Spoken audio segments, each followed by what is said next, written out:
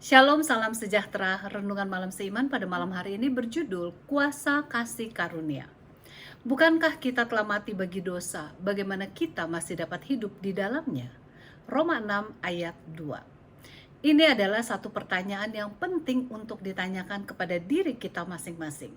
Bagaimana kita masih dapat hidup di dalamnya?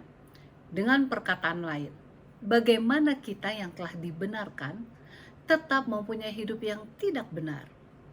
Bagaimana kita telah dikasihi Tuhan, namun hidup dengan tidak mengasihinya dan sesama manusia? Bagaimana kita yang telah diberkati Tuhan, namun hidup yang tidak menjadi berkat untuk orang lain? Bagaimana kita yang telah mendapatkan kasih karunia Allah, namun tidak menghidupkan kehidupan dengan kasih karunia tersebut? Paulus sepertinya tertekun untuk melihat adanya alternatif lain yang timbul sebagai hasil dari kasih karunia.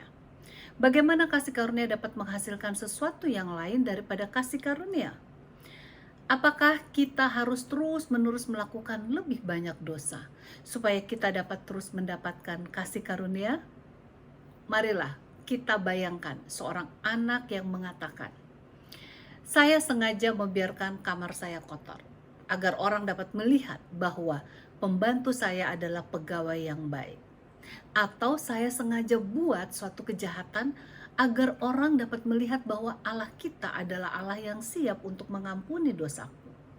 Bukankah ini merupakan sesuatu yang tidak masuk akal? Nah, apa yang sebenarnya yang dapat dibuat kasih karunia untuk kita?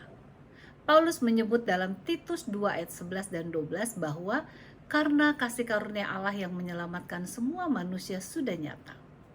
Ia mendidik kita agar kita meninggalkan kefasikan dan keinginan-keinginan duniawi, dan supaya kita hidup bijaksana, adil, dan beribadah di dalam dunia sekarang ini. Inilah yang dapat dibuat kasih karunia untuk kita.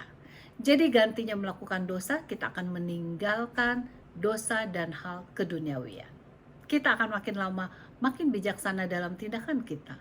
Kemudian kita akan lebih adil dalam tingkah laku kita dan tulus dalam peribadahan kita.